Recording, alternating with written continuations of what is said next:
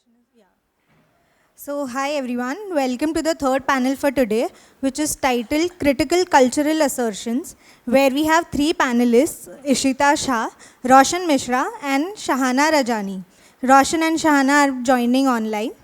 So, as a part of this three-day workshop co-hosted by the School of Environment and Architecture and the Sharjah Architecture Triennial, this panel extends the thematic proposition for its third edition, Architecture Otherwise, Building Civic Infrastructure for Collective Futures. So, the work of these three practitioners sit at the intersection of culture, memory, and spatial practice. These practices come together to exemplify what it means to build civic imaginaries through cultural work. Each of our speakers engages critically with the institutions, archives, and knowledge systems that shape how we understand space and its histories through across South Asia. Somewhere also the practice reflects on what does it mean to go beyond the colonial idea of practice and interpreting archives, and how do you decolonize archives in the South Asian context. So I'll begin by introducing Ishita. Ishita Shah is trained as an interior designer and an architectural historian. Over the last few years, she has been developing a community-based curatorial practice which focuses on the cultural preservation and creative collaborations with individuals, families, and organizations promoting a culture of archiving in India and across South Asia. Her work is carried out under the aegis of Curating for Culture, a collective she founded. She is also a consulting archivist and curator at Patni Archives, Glenmorgan Estate, and Shreyas Foundation. She also teaches in various programs and in various cities. Two key projects that she has initiated are constructing personal archives, an incubation program for archival projects across South Asia, and the Women of Vastukala Archive, a digital repository of oral histories of women practitioners from architecture, design, planning, and allied disciplines in India. Ishita is also a Graham Foundation grantee, a Khod Sisa Fellow, a former fellowship student and community member at the Alternative Arts School, a TEDx speaker. And also, Ishita has been contributing to the Feminist Spatial Practices Group and is also a thematic director at Patio Network. Our second participant is Roshan Mishra. Roshan is the director of Taragaon Next and a visual artist based in Kathmandu. He oversees the Nepal Architecture Archive, which is managed by the Saraf Foundation for Himalayan Traditions and Culture, and a patron organizing the Taragaon Next. He has been affiliated with the museum for almost 12 years, working with its permanent collection, launching the contemporary art gallery, and establishing an archive and a library. Roshan is the founder of Global Nepali Museum, Nepali Art, and an initiator of the Mishra Museum. He studied fine arts in Nepal, Japan, and the UK, and holds a master's degree in digital art. He is also a founding member of the Nepal Heritage Repatriation Campaign, which works to bring back in Nepal's lost and stolen heritage. Our third participant is Shahana Rajani. She is an artist and curator based in Karachi. Shahana, along with her partner Zahra Malkani, co-founded Karachi La Jamia in 2015 as a nomadic space, moving outside the institution to explore new radical pedagogies and art practices. They have facilitated a series of site-specific courses and collaborative research projects to explore the intersections of militarism, climate crisis, indigenous disposition, and knowledge production in Karachi. Their courses are developed in close collaboration with the local organizations and activists to build solidarity with ongoing struggles around land, water, and development in the city. They have experimented with a range of research and pedagogical methods, resulting in publications, video works, scholarly texts, browser-based artwork, syllabi, workbooks, and an expansive archive of fieldwork. So may I please invite Ishita to start with her presentation.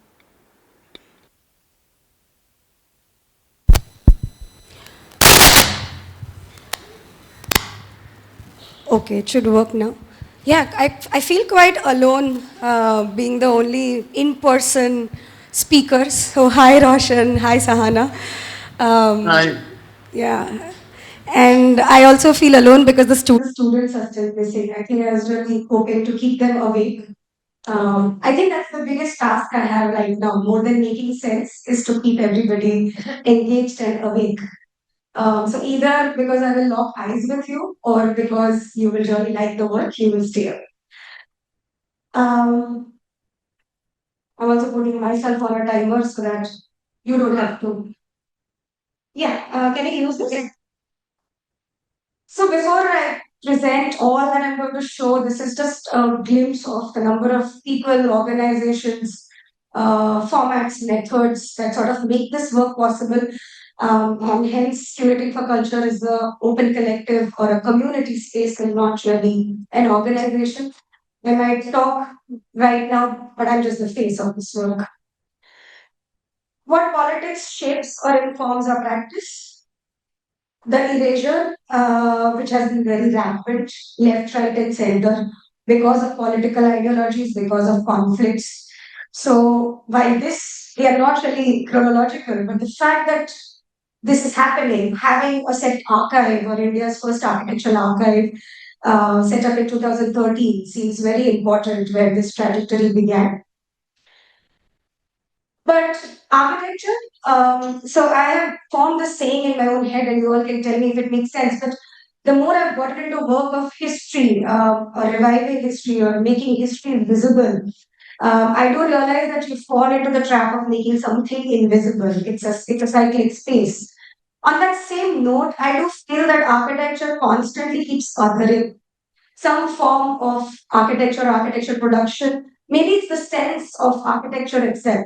So the othering which we addressed at CEP Archive was so much about architects that we don't know of. So we are a 75-year-old, or then at least a 65-year-old independent nation, and we kept talking about 5 or 6 master architects. Now, of course, CEP Archive sort of unpacks or opens that. Similarly, women's voices in architects still missing. So much scholarship that's coming up, not necessarily a part of the mainstream pedagogy. So we built an online archive of oral histories of women architects, and we have also done our bit of updating, and we are hopefully correcting it in the process.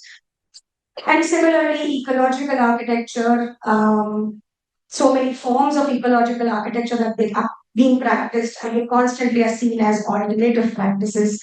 On the other hand, the whole idea of an architectural publication, which needed to move from a monograph, from a self celebrated approach to something that becomes voices of many people and stories of many people.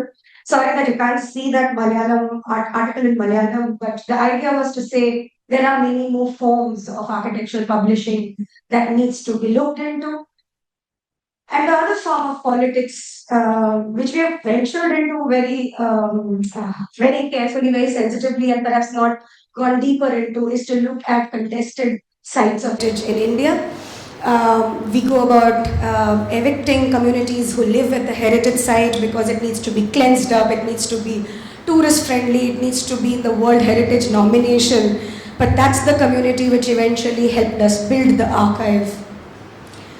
A very important part of the politics has also been to queer the archive. So yes, when I started with CEPT Archives 13 years ago, one was looking at the Western classical model of an archive, which doesn't work in our country, which doesn't work for South Asia. So what does it mean to find new languages and forms of queering an archive?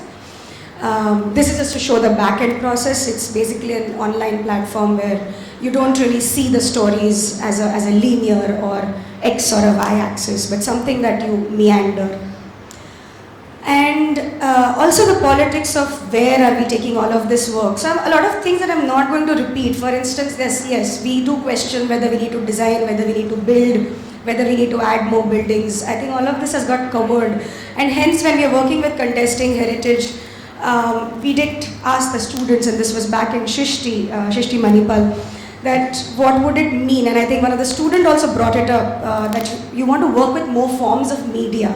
So the idea of spatial practice, when I use it, when it's defined for the practice, we are not looking at all just the architectural space. It is spaces which are on the screen, off the screen, in somebody's hearts and minds.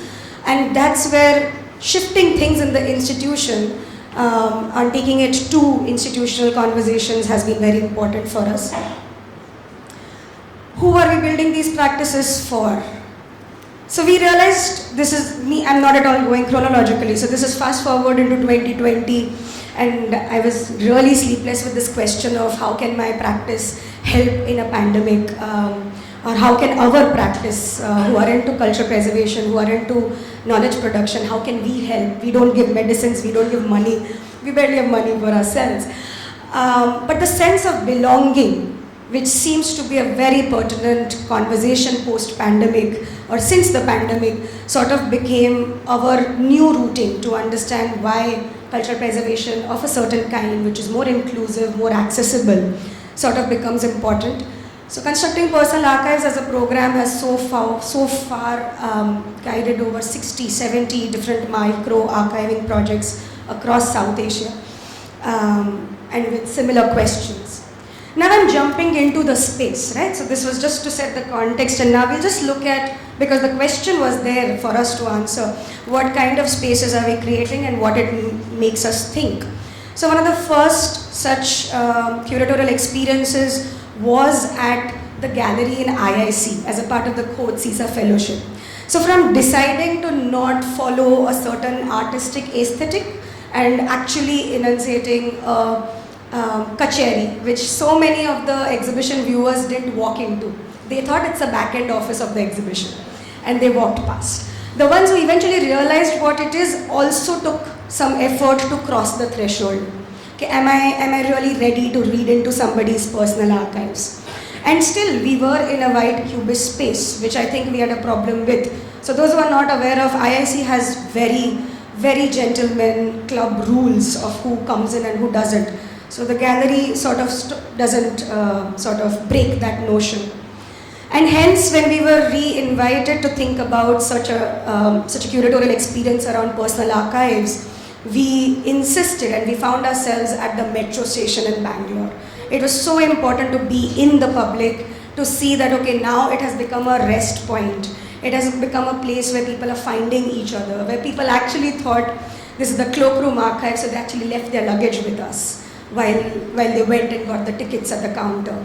And in process of that, they would engage with personal histories, or in this case, the neighborhood histories. We have also then gone back to the institutions and transformed them.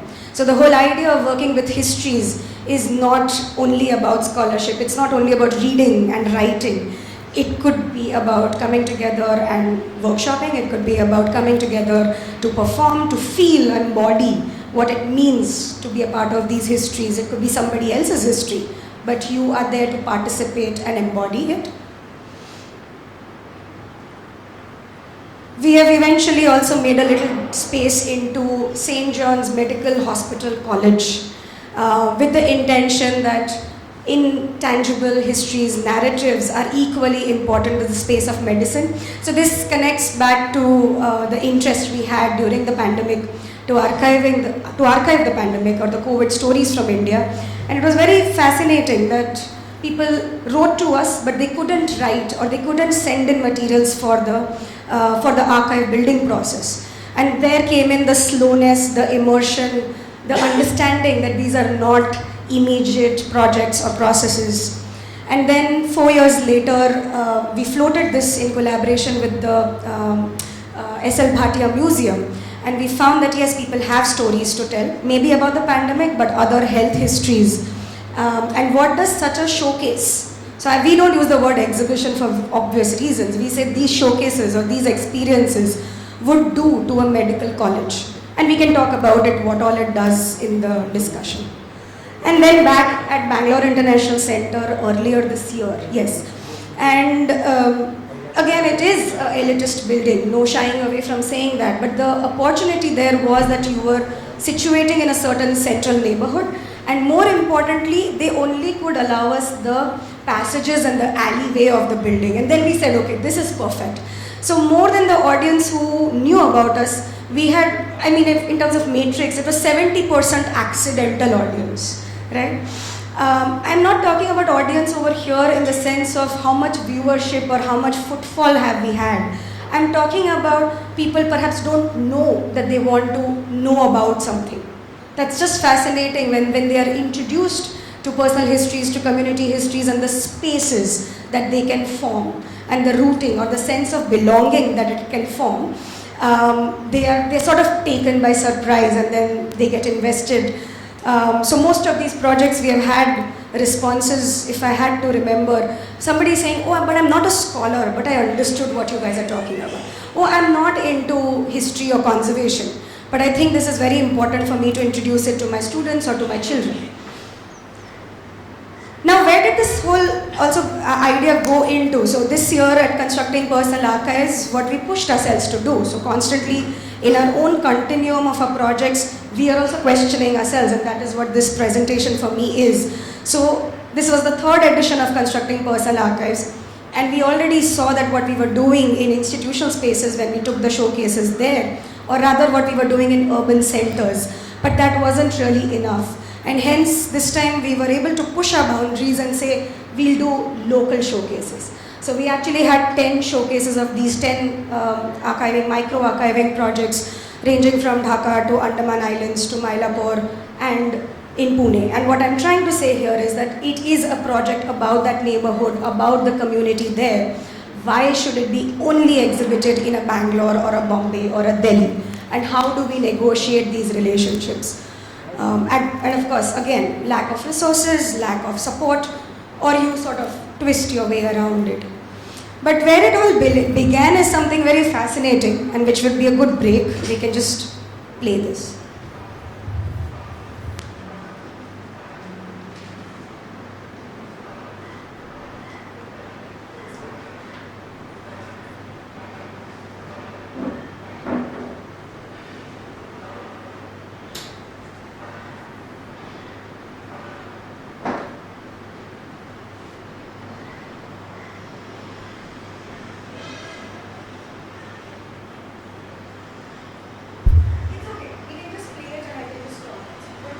So, what you're seeing is video stories of the exhibition that we curated a year ago at the launch of Patni Archives. So again, backtracing it for you, Patni Archives started as one of the projects in the first edition of CPA. It's actually the archive of an erstwhile divan from Bhavnagar. We had 1 lakh papers and the family wanted to do something about it. And that has grown over 4 years into a community regional center. Where so many other artists and their families whose works and whose lives have been invisible sort of saw interest in coming together and collaborating. So our approach to the exhibition was also to sort of become a part of the neighborhood instead of finding a gallery in Bhavnagar or in Ahmedabad or in Mumbai. Explorations are testaments to the time of its origin. But we can just we can just put the sound off now. We'll play it if there's time at the end, because these video stories are also there on YouTube, so I'm not so worried about the sound bit of it. I just wanted you to get a glimpse of what it means to bring these curatorial experiences into the community space.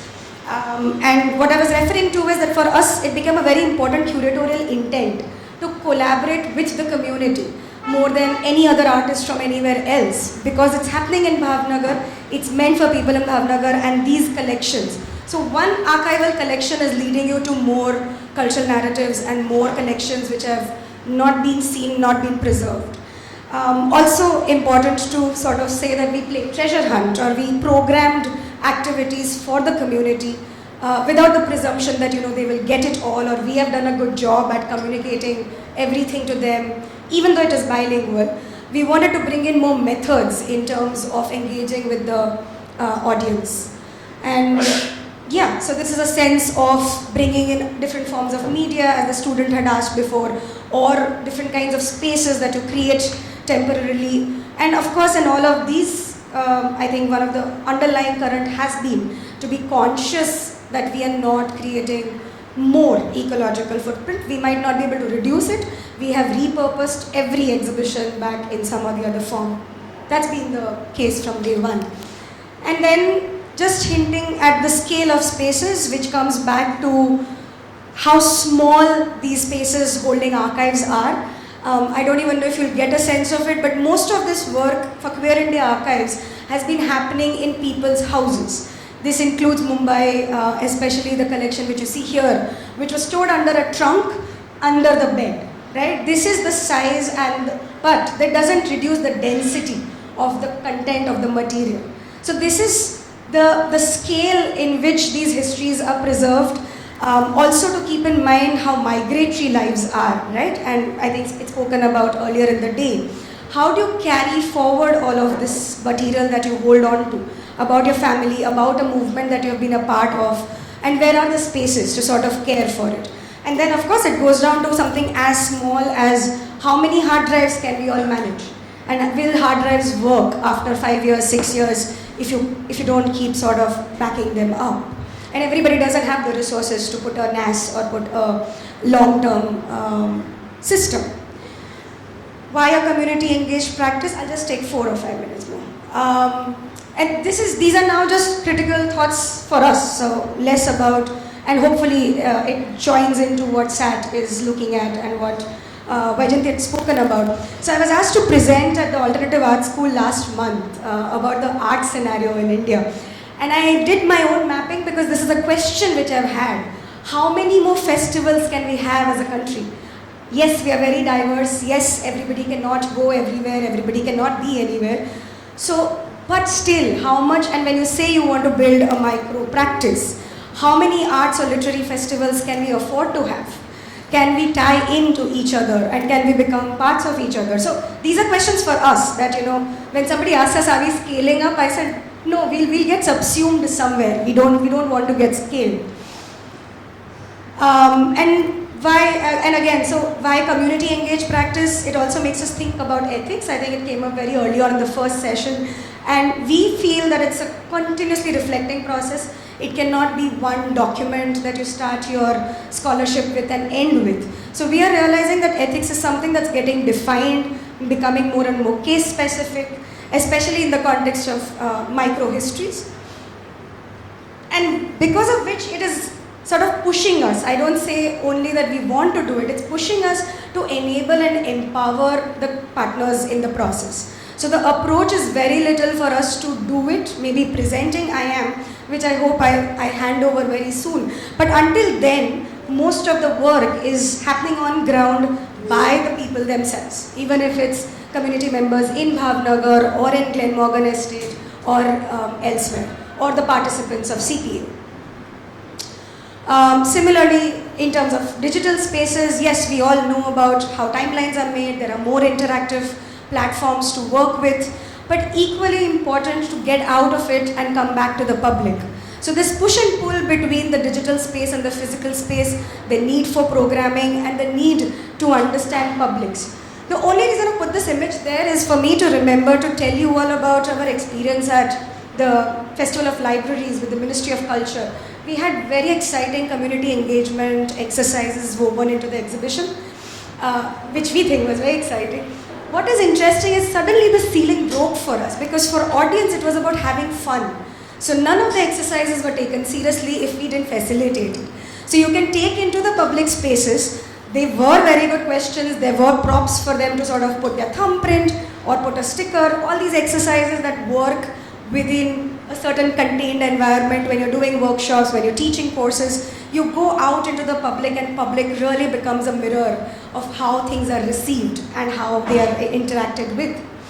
And these conversations, so for us the program is not just the program of the curatorial experience or the exhibition or a showcase, but it's also the whole idea of dialogue. So all the exhibitions or the showcases that I showed you has a component of programming. So we use the showcase as a space to create dialogue, and very happy to sort of extend that into my role at Patio, where, and I'm mentioning this in particular, where architectural historians from across the Pacific Ocean rim have come together to put 8 thematic subjects under which there are discussions happening every month.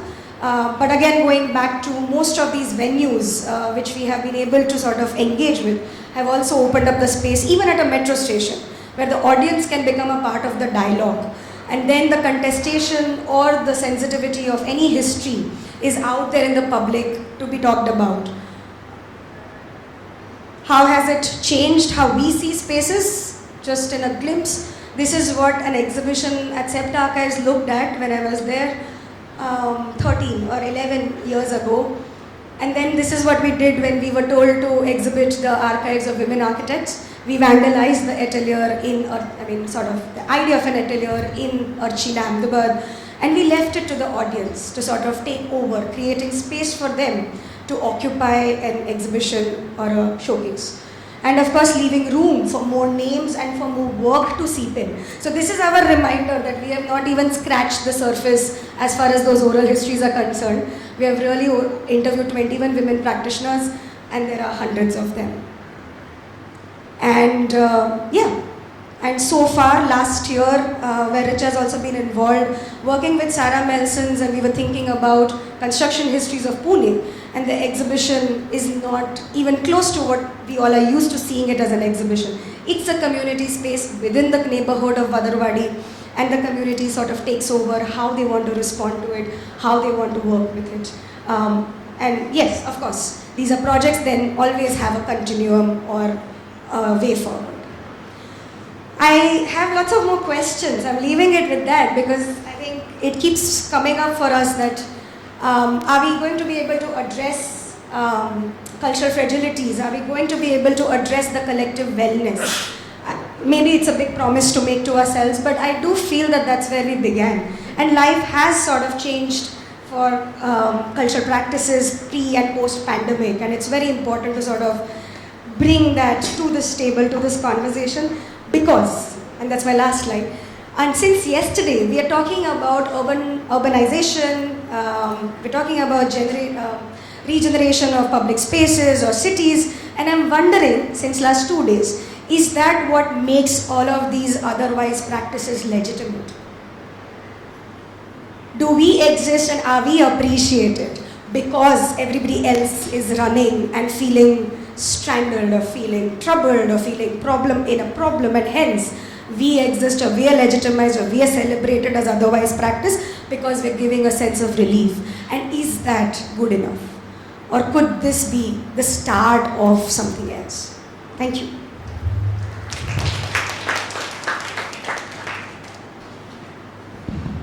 Thank you so much, Ishita. We move forward with Roshan, your presentation. Thank you so much. First of all, sorry that I was not able to attend in person. I was traveling and then lots of things was happening here, and that's one of the reasons I could not actually present anything. So I'm just going to talk about what I do here in Kathmandu and how I'm engaged with art, culture, heritage, and a contemporary space like museum or cultural space. Every time I talk about, Taragaon Museum, now it's actually rebranded as Taragaon Next, and the Nepal Architecture Archive, they actually complement each other a lot. Without Taragaon building, the Taragaon Next would not have been possible. And without Taragaon building and Taragaon Next, the archive would not have been possible. So it's actually like links with each other a lot.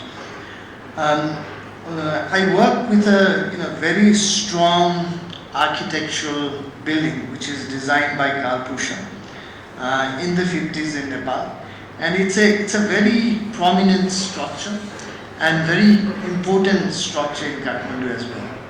And because of this particular building, when it was actually later on converted into a museum space, I think that's when the the Nepal Architecture Archive came into picture. And one of the reasons we started Taragaon Museum and also Nepal Architecture Archive was because of the contribution that was given by the foreign scholars who came to Nepal after 1950s. And that's how the Taragaon museums and Nepal architecture archives kind of a history and story kind of starts from there. Without the collection that we have in Nepal Architecture Archive, we will not be able to display anything in Taragaon Museum. The museum is basically, initially when it was designed, it mainly had architectural materials. So mainly drawings, maps, photographs, manuscripts, posters, those sort of things that was basically created for heritage conservation programs and heritage preservation programs and those sort of actually activity. And that's what we displayed for last 8-9 years at Taragon Museum. And when we converted into Taragon Next, I think that's when everything changed. The way we look at the architecture, the way we look at our collection, and the way we engage with people, that has completely changed. So Taragon Next kind of it's a space. It's the name for this space, right? So it's also almost like going to London and being in Trafalgar Square. So you may want to go to the National Gallery, or you may want to meet a friend, or you may want to read a book there, or you may want to do anything you like, right? So Taragon Next is like a name of the place, but within that we created a museum. Some of the buildings were assigned as a museum, and when we started, the Taragon Next, then the idea of you changed. Initially, we were very much focused on architectural collection and very much focusing on Nepali architectural history, which is in a way written by the foreign scholars. But now, after the conversion of Taragon Museum to Taragon Next, we don't really need to focus on architecture only. We can go beyond.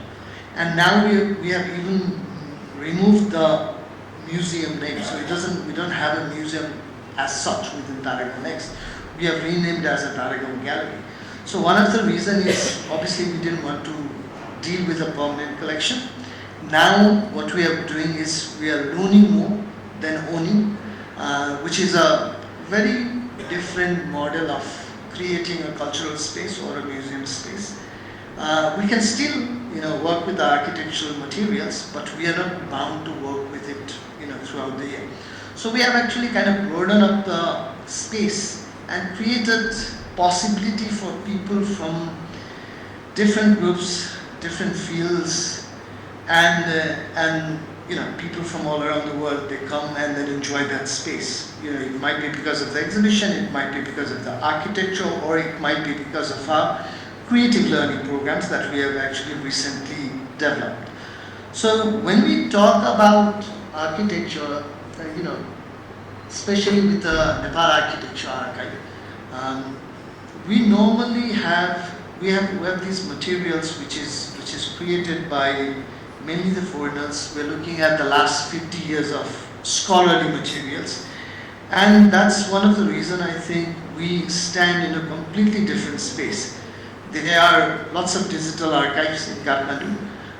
We are the only archive which has got the physical materials, and we also have a digital repository.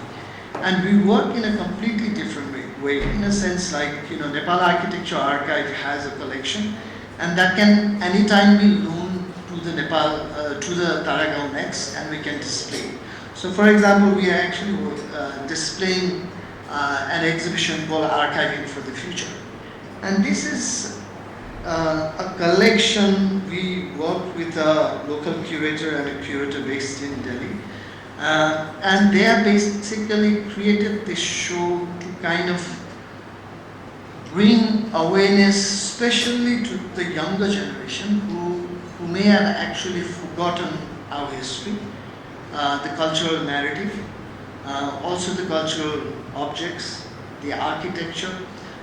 It's sometimes sad that the younger generation doesn't even recognize some of the monuments that we have in the country. So the Archiving for the Future is actually a very interesting exhibition which talks about a surveys which is done by the foreign scholars who came to Nepal, and also some of the surveys which we conducted from the foundation. And that's some of the documents. I'll share that in a while. And these surveys are very interesting in a way for the students, one of the reasons is basically most of the students, they actually work, you know, straight on AutoCAD, design buildings, design cultural spaces, design heritage sites. But they have kind of forgotten how to work with the materials, right? How to work with the tracing paper, for example, how to build a model sometimes, right? And whatever materials and tools are actually required to do this sort of service. So this service room actually kind of gives that thorough, you know, information about how surveys were conducted in early days in Nepal. And we are basically talking about one of the, I feel that's one of the very important in stock collection. It's from a settlement which is about 10-12 kilometers away from the central Kathmandu.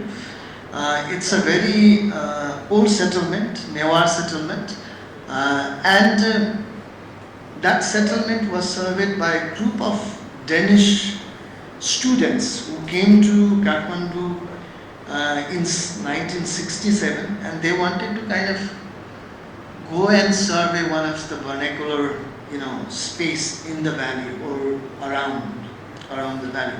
And they found this beautiful settlement, Bungamati, and they have created this unbelievable amount of materials which has got, you know, drawings, hand-drawn drawings, sketches, photographs, maps, lots of ephemera materials, lots of the written diaries. Everything is actually kept in the Nepal Architecture Archive. And one of the reasons I keep on talking about this particular collection is I find it very interesting when I, you know, connect this collection with the students in the Kathmandu Valley who are students studying in colleges and universities. And they work in a completely different way. And, you know, 50 years back, these Danish students, they worked in a completely different way. And the amount of material they created within a year and a half, 2 years time, it's impossible for some of us to create that in 20 years time. So that's the amount of research they have done. And when I look at, you know, the Nepal Architecture Archives material, we basically mostly work with the scholarly materials. And I keep on saying this, like, we work mainly with factual information. So lots of facts and, you know, informations, in situ images, the like-to-like drawings are actually recorded within the archival materials. But this is quite interesting for the newer generation to look at it, and they look at it in a completely different way. For example, you know, if you are looking at a picture of a monument, in those days they only looked at, in 50s and 60s when this photograph was taken, they probably just looked at the monument's image. But now when we have allowed students and researchers and curators to kind of research our materials, they're completely looking at that image in a completely different way. They don't see the monument. They're looking at the fields, empty fields around. They're looking at the people who are around the monument sites. They're looking at their costumes. They're looking at their jewelries. They're looking at other elements that are existing in the photograph.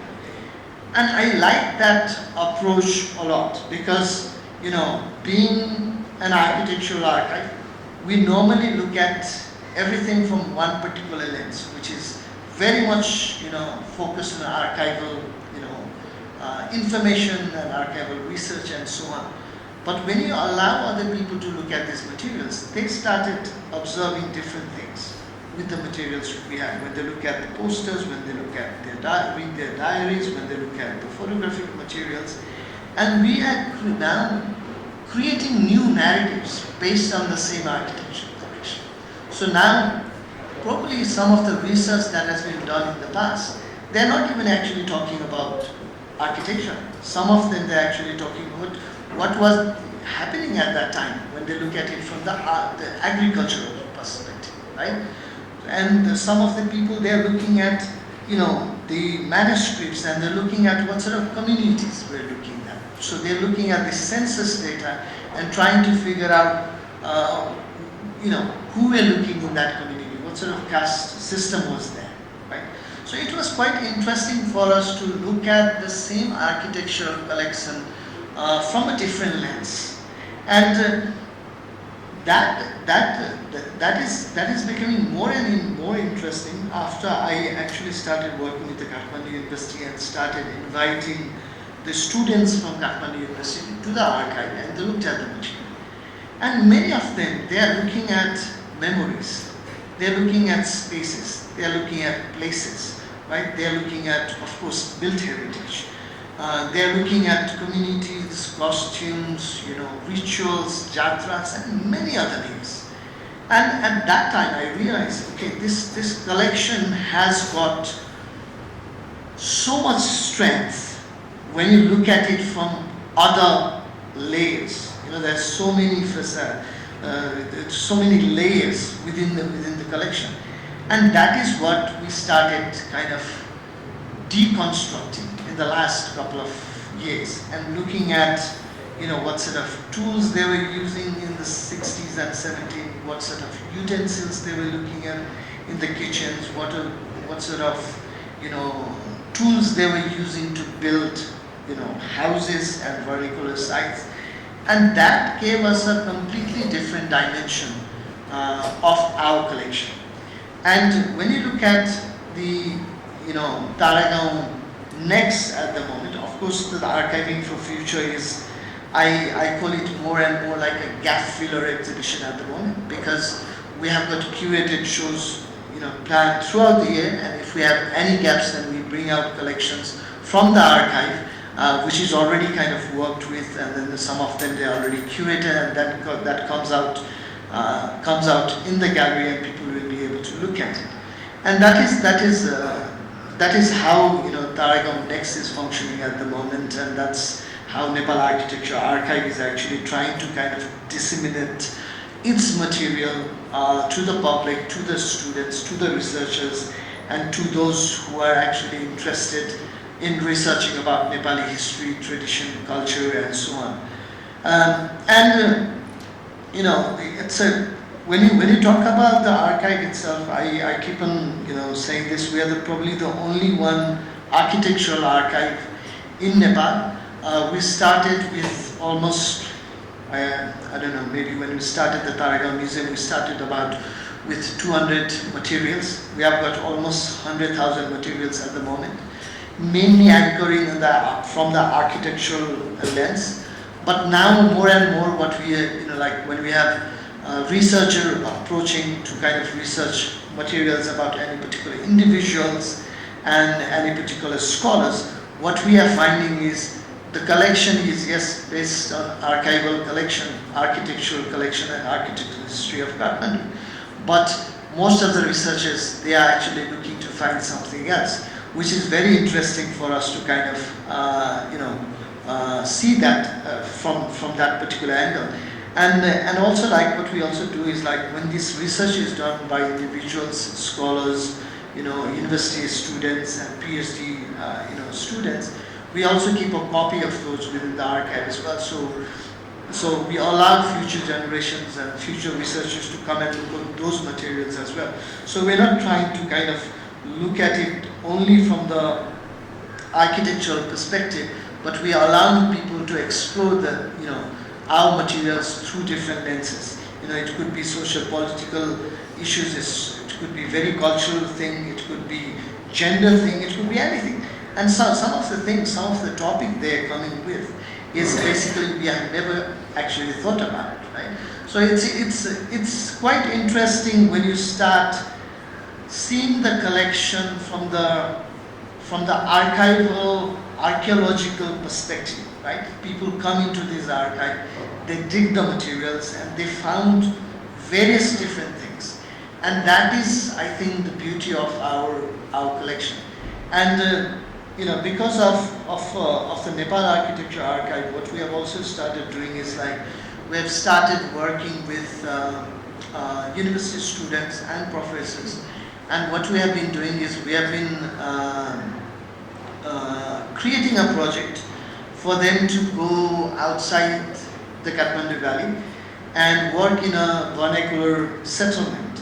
So I'll just show you. Will I be able to share my screen?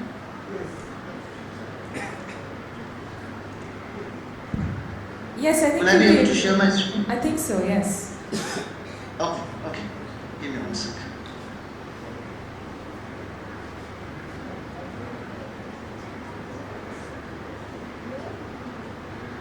Can you see my screen? Yes, we can see it. So these are some of the architectural survey we have conducted, which is supported by the university professor and the students. So what we normally do is like we send out a university professor and probably about 8 to 10 students to these vernacular sites outside Kathmandu Valley, because we want to focus outside Kathmandu Valley, because one of the main reasons is Kathmandu is very well documented. In the last 50 years, for most of the people who came from outside Nepal, Kathmandu was kind of Nepal. So most of the locations, most of the vernacular areas, they are actually documented in a better way. So we wanted to send students and professors outside the Kathmandu Valley to do a study about vernacular settlements. And this is one of the settlements we did in Magdi, in Nepal. And this is, they spend about 15 to 20 days to go to this location. And they basically, what they do is, so if you look at this particular location in Gojakhani, there are different architectural buildings. And many of these buildings, they are demolishing these buildings and they're building new houses, which is kind of erasing the architecture, because none of these houses were documented in the past. And basically the team has documented about 8,200 houses. They have created, they have taken of course the photographs, but they have also created, they have surveyed the settlement, and they have also created architectural drawings. Just flip my PDF. So something like these sort of drawings. So basically what we are aiming to do is being an archive, being an institution, sometimes there's a good part as well, because we can of course share what we have. But the sad part is, being an institution, you are not in a position to save these houses. So how can we play a role where we can actually allow the next generation to kind of see how the settlement was before, right? So the whole idea is to kind of document each of these houses, understand the materials, understand the techniques, understand the indigenous knowledge, and document that and keep it in the archive. So the idea is to kind of make that available to the public. Maybe in the next 10, 15 years, maybe the whole settlement will be destroyed. Maybe everybody will be building concrete houses. We don't know that. But 50 years down the line, if somebody wished to kind of recreate their own heritage and their indigenous knowledge, if they want to explore, then they can always come to the archive and look at these materials. So these surveys are basically a very thorough survey. It talks about materials, it talks about doors and windows designs, it talks about the roofs, what was created, it talks about what sort of wood it was used to kind of make these houses. So all those details are actually there.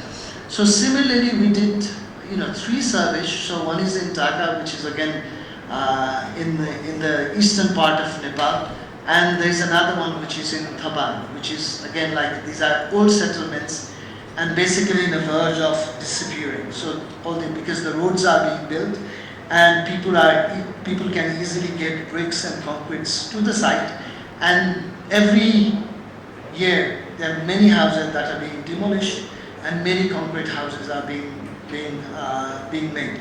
So the whole idea of this project is to kind of document the settlement and make it available for the future generation. And I think that is a very important part for us to play as an archive. And these materials are also frequently actually displayed in the Taragon Next galleries as well.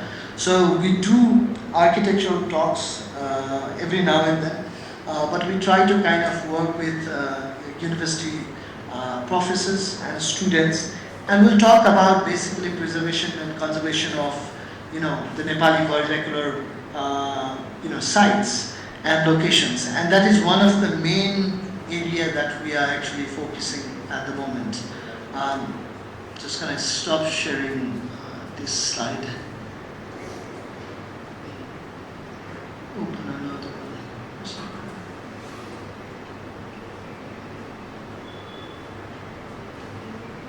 Similarly, we work with another project called Nepal Heritage Documentation Project.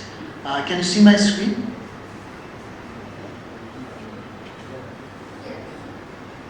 Yeah. So Nepal Heritage Documentation Project, this is a collaborative project Roshan, with, can you hear with us? Heidelberg University. Hello? Sorry? Hi, can you hear us, Roshan? Yeah. Hi, we're running a little bit short of time, so would it be possible for you to connect? This is my last screen, Sure. and I'll close my, yeah. Yeah, sure. Thanks. So this is one of the projects that we worked with the Heidelberg University, and through this project what we have done is we have actually mapped out the whole Kathmandu Valley. So when you talk about Kathmandu Valley, they are mainly Kathmandu, Lalitpur and Bhaktapur. So this project has documented all the heritage sites and some of the rituals and jatras that has actually created that are within the community, those are also documented.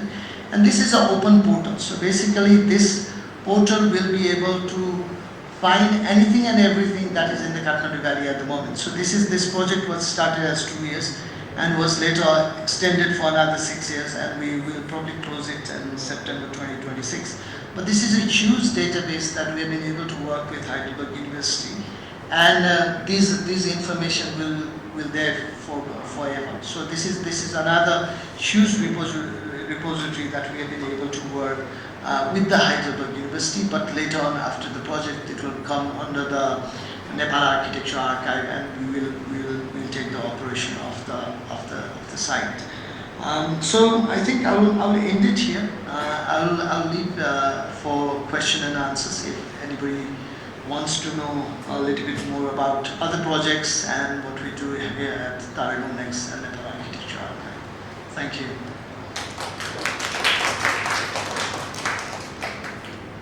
Thank you so much, Roshan. I'd just like to invite Shahana from Karachi Jamia to speak with us. Hi everyone. No, wait, could we Roshan, could you stop sharing your screen, please? Thank you. And we'll have to remove the pin. Yes. Hi Shana, we can see you. Okay. Hi everyone, I'm just going to quickly share my screen as well.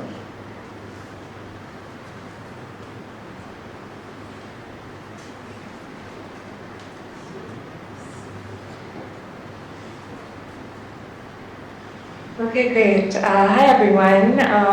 It's always really nice to be able to join from across the border, even though I'm only appearing as a hovering head on Zoom. But yeah, thank you for having me, and I will try to keep the presentation a bit short. I'm sure you all are at the end of a very long day. I thought I would share a little bit about a project that I've been doing with a friend of mine, Zara Malkani, called Karachi La Jamia. And we started Karachi La Jamia back in 2015, so 10 years ago. And what we've been doing through this project is we sort of organize and facilitate public workshops, courses, and collaborative research projects in partnership and in collaboration with local activists and local organizations who are at the forefront of struggles to protect the land and water of the city. And when we formed Karachi La Jamia back in 2015, it was a moment when we were becoming really, really alarmed at the growing militarization in the realm of cultural and knowledge production. It was really a time, there was a series of military operations happening in the city. It was also a moment where post 9/11, there was a lot of USAID money flowing into Karachi, so there was a simultaneous inflow of a lot of money and cultural funding, but also at the same time really fast closing in and militarization of that very cultural space. And this was also a time when a series of cultural centers and public spaces were being shut down, activists and organizers were being silenced and killed, and it really felt like the university was no longer a space where we could continue having the kind of conversations as teachers that we had been having in the past. We also we're thinking a lot about the ways in which the university and the campuses of the university are really central to the project of land grab and dispossession that is both being carried out in Karachi by private real estate developers but also by the army. And we were really noticing the ways in which education was becoming really depoliticized and was being really separated from the struggles that were emerging from the land. One of the universities I was teaching in at that time, Karachi University, which is the largest public university in Karachi, its campus gets built actually in the 50s, in the 1950s, soon after partition, and it's built on one of the largest indigenous pasture lands in the region. And so we were also really thinking about the very architecture and materiality of the university campus was being built and facilitated on the annihilation of indigenous landscapes and indigenous communities. And as a result of that, the kind of education that the university was also promoting was separating us from any real connection with the land that we live on. And so we kind of started Karachi La Jamia. The name La Jamia, I guess in English would roughly translate into anti-university. And this idea of La Jamia, of course, being a place that you gather, Jama Huna, and the La, we really were kind of inspired by mystic philosophy, where the La is not necessarily a pure antagonism or is not necessarily about retreating from the other, but it's really the negation and affirmation of itself and other really happen side by side. And so we, even though the project started as a critique of the university, we were very much invested in rethinking, reimagining, and wanting to transform these spaces of the institution. And so Karachi La Jamia sort of began as a place where we were trying to imagine and experiment with different pedagogical and cultural practices. And we were really thinking about the histories of political action and the histories of political resistance that get erased from curricular, and how can we inform our pedagogy through those movements that have sustained the city's life worlds. And so, yeah, it was this kind of really this desire to think about creating collective learning environments, to think about study as a practice of sociality, as the building of relation, as opposed to practice of isolation or a practice that centers the individual, or even a practice that's in the university context is often really output driven. And I think one of the kind of key things that me and Zara have really been trying to do in the last decade and through a lot of the courses that we organize is to really center, as I was saying earlier, the histories of resistance and the histories of struggle that have informed and emerged from our city. And so I forgot to move the slides as I was walking. This is just a visual we made really early on as we were starting our project, just to think about undoing the architecture of the university and what happens when you take study and you take learning into community spaces. What kind of spaces can learning take place in, and what kind of spaces facilitate more intimate forms of learning. Maybe I'm just gonna skip forward. So maybe I'll very briefly mention two courses that we have organized in the past, just as examples of the kind of work that we've been doing, and then maybe end by saying a little bit about our reflection on archives and community spaces. So one of the earlier courses that Karachi La Jamia organized was this course called Assertions, and it was in collaboration with an indigenous organization called the Karachi Indigenous Rights Alliance, who at that time was fighting this really difficult and hard struggle against the illegal occupation of indigenous lands at the peripheries of the city that was being undertaken both by military-backed developers and also a really huge private developer by the name of Beria Town. And we sort of approached them, we knew them from our own activists and social networks, and when we approached them about this idea of creating a space where we can come and learn as a group and build solidarity, build alliance, but also offer what are the ways in which we can help the struggle. One of the things that the activist group asked of us, that they said that what these developers are doing is the rhetoric they're using is that our land is Banjar, it's Ghairabad and Ghair Mahfuz, so barren, insecure and uninhabited.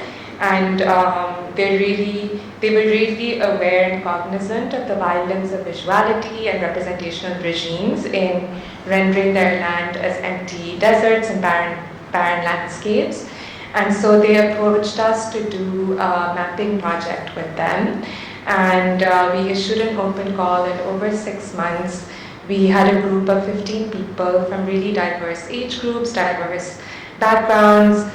Some were students, some were professionals, and we would go every weekend to this neighborhood Gadap to work with different community members, with different activists, in documenting, mapping, and witnessing the ways in which this real estate development was really fastly annihilating centuries-old inhabitations, landmarks, and landscapes. And so this is just kind of one example of the kind of study and practice that we've been doing. And then another example of a course that we did a few years later is called Hamare Siyal Rishte. And this course really emerged at a moment when the provincial government and the city government were planning to sell an island off the coast of Karachi and turn it to a Dubai company and turn it into a world-class tourist resort. And the fisher community, which again has a really, really strong history of resistance, were mobilizing at this time to stop this from happening. And as we were witnessing this protest and struggle unfold, we were also really learning about all of the ways in which over the last 5 or 6 decades, fisher folk organizations and fisher folk activists have really been at the center of struggles to protect the water bodies of Karachi. And so with some of these activists, especially the activists who formed the Pakistan Fisher Folk Forum, we organized this course, and again, there was an open call, and the idea was again just to center the activists and the organizations who've been doing this really important work, to learn from them, to understand the city differently from the city that we know, and to really kind of embody other communities' perspectives, center other communities' perspectives to see what are the different lives and forms and shapes that the city takes for different communities, and how can we be more present to these different sides of the city.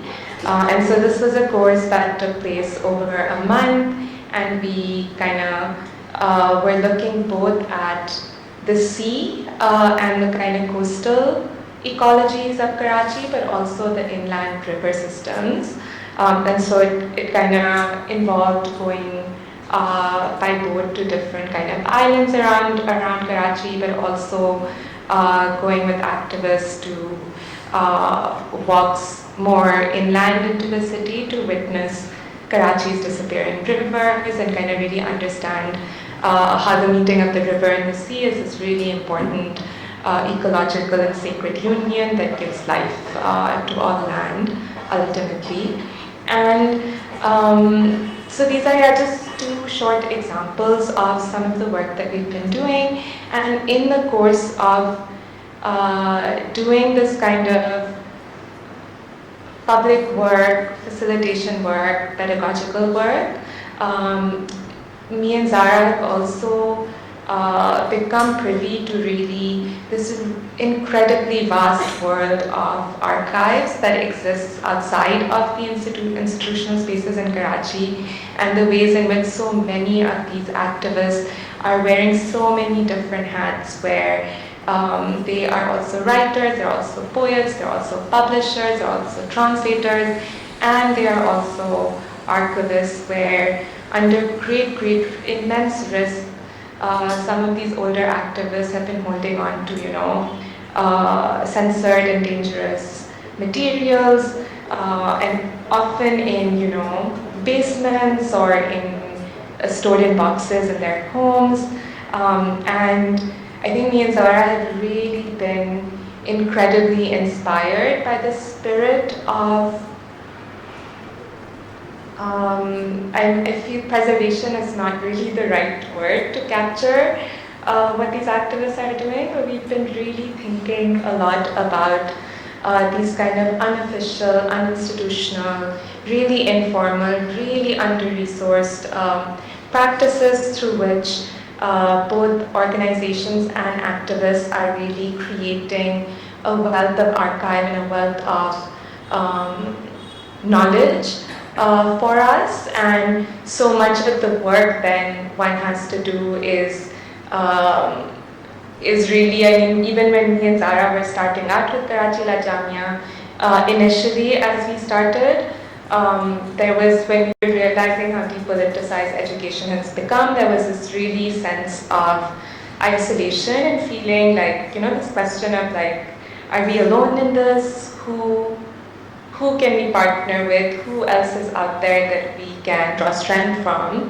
And I think the more we've done this work, the more we've realized that all of those histories, all of those works, all of those practices are out there. And so much of the work to be done is in drawing those connections and drawing those bridges and finding and making and building relation with different networks, with different activists, with different organizations. And the longer you sustain and build these friendships and networks, the more you keep learning about the incredibly important work that's being done very much on the margins. And so the project that we're currently kind of trying to work on and think about is a project that really thinks about how to center some of these archives and how to platform some of these community-based archives. They take a lot of different forms. So for instance, this one fisherfolk activist has been preserving all print material that he has been privy to and part of over the last 40 years. So it's really photographs, magazines, pamphlets, all sorts of multimedia materials. And a conversation we keep having again and again with some of these, especially the elder activists, is how they're really feeling the burden of having to take care of these archives, that both feeling the risk more and more as things keep getting worse, but also feeling, just on a practical level, like every time it rains, every summer, every monsoon, their storage gets flooded or things get destroyed.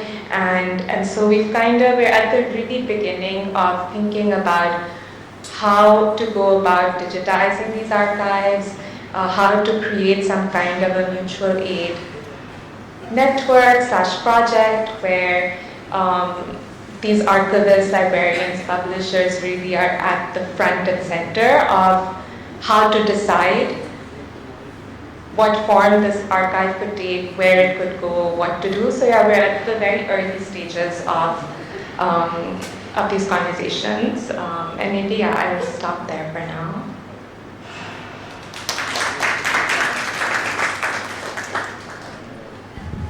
Hello. Thank you so much for your presentation, and all three of you. Thank you for really opening up your work to us. So your work really talks about this idea of architecture otherwise, which comes from your process of working, as we saw through your presentations. Your process of working through oral histories, community memories, interpreting the documentations that you receive, and the alternate pedagogies.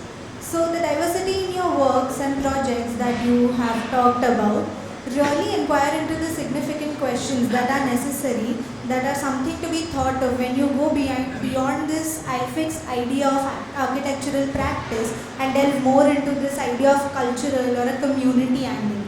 Something that we also discussed during the last panel, that what is it to work with a community. So also largely talking about how such efforts might reconfigure our collective futures.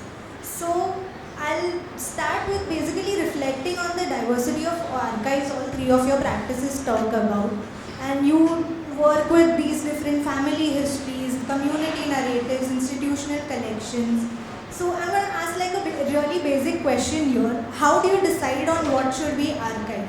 In a sense, how do these cultural narratives become visible or remain suppressed through the archival choices that we make? Ishita, you want to go first? Roshan, it'd be nice if you started. Just because I know the archive so well, and then I can chime in. Yeah, I think it's a question that I get asked all the time. What to archive and what not to archive. And I've come to this, I wouldn't say a conclusion, but there's different kind of archives. Like I focus on a scholarly material that's there, that's usually very much safely kept by the maker or the scholar. And there's so many documents and articles, things that have been published about them, and we can read about them and then research about them, not only in the architecture of my archive, but anywhere in other archives as well. The materials are with me, but you can research me. But what happens when you talk about family archives, or what happens if you talk about the materials that might have been owned by a telawala in the roadside, right? I'm actually interested in those sort of stories, and I want to preserve those experiences, those knowledge, those life stories that they have actually gathered over the period of time. And I think Ishita has been doing that a lot. I think she picks lots of family histories, right? right? And I keep on wondering, like, how many,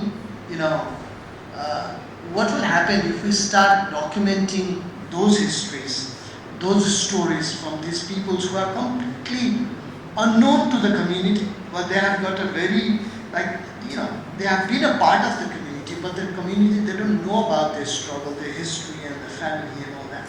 So I think, for me, yes, I've worked with the scholarly material, but now I want to kind of go into that area where I can document oral histories, family histories, anything and everything to do with people who are not known to our community, but they have been actually, contributing to the community. And I think it's very important for us to do that. So I would end it there. I think we want to focus in a completely different way when we want to kind of think about archive and the materials that we want to collect for the future.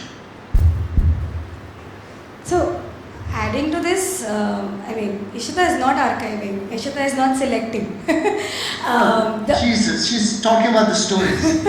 I'm just saying that the whole idea has been that the families want to do it. The people themselves want to do it. There is no doubt about it, and this is going back to what we were talking a little before in the afternoon.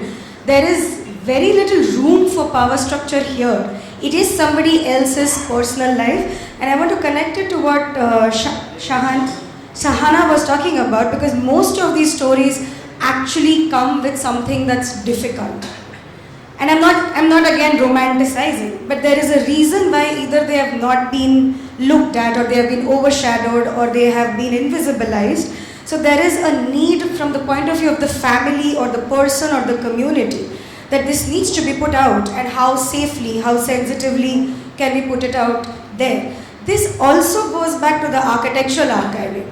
So from Leo Pereira, who was constantly involved in the way the documents were listed and drawn out, to Hema Sankalya, who had packaged her office into a folder in 2015 when she retired. So it was very simple for Tanu Sankalya to come to Sept Archive and say, here's what my mother has left as an archive. Whether we agree, disagree with it is now the question of scholarship, knowledge exchange.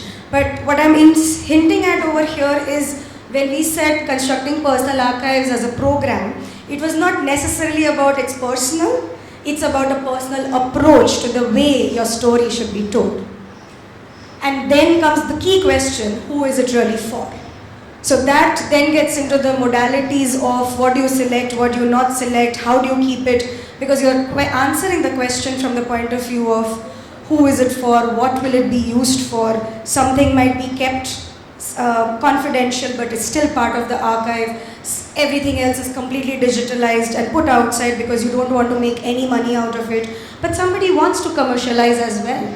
And it is their history, it is their prerogative, and it is their agency. So we have worked with these different modalities and overall the spectrum to understand who wants to do it, why do they want to do it, and how could we enable that. Back to you, Sahana.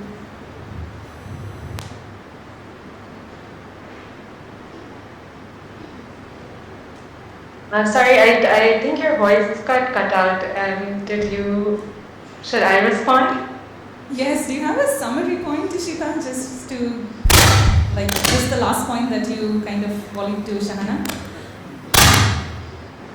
Okay, Sahana, I think I got most of the gist. I just missed the last bit. Right? I was just giving the mic back to you. I can go ahead.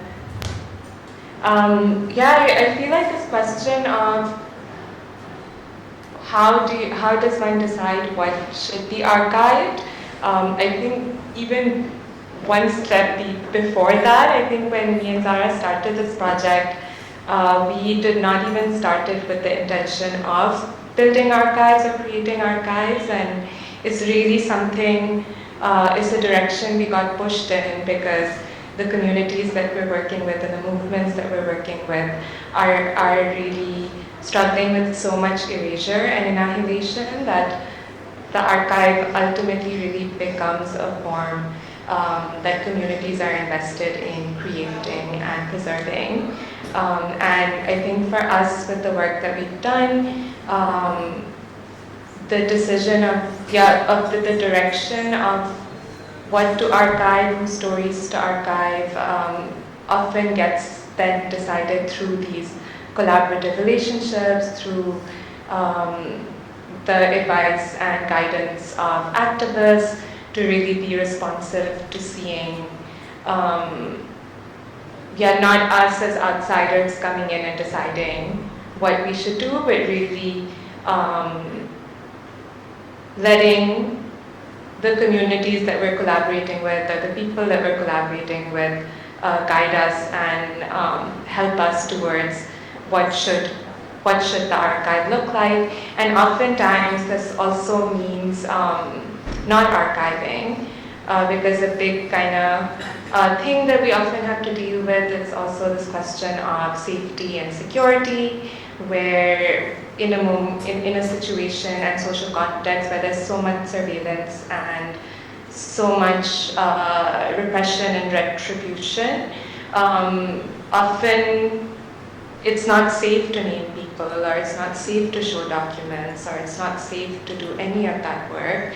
Again, which is why these documents that are being stored in the shelves and basements of activists are so, that labor is just so important, even though people may not be accessing it, but just that gesture of preserving, with the hope that one day there can be a public archive, or there can be a digital archive, I feel is really important. So often then it also means to resist that urge of making everything visible, and to really ask, like, is visibility the best outcome, or will it benefit or not? Hi, thanks Shahana, and thanks to all three of you actually for, I know it's been a long day, but you've all been so generous in sharing your practices with us, and that is actually what the panel is about.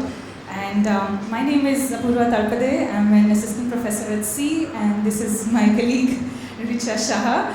And Richa's own work deals a lot with the archives. Her ongoing research has her going a lot to the state archives. So I know that this question has been very central to her, and also for this panel.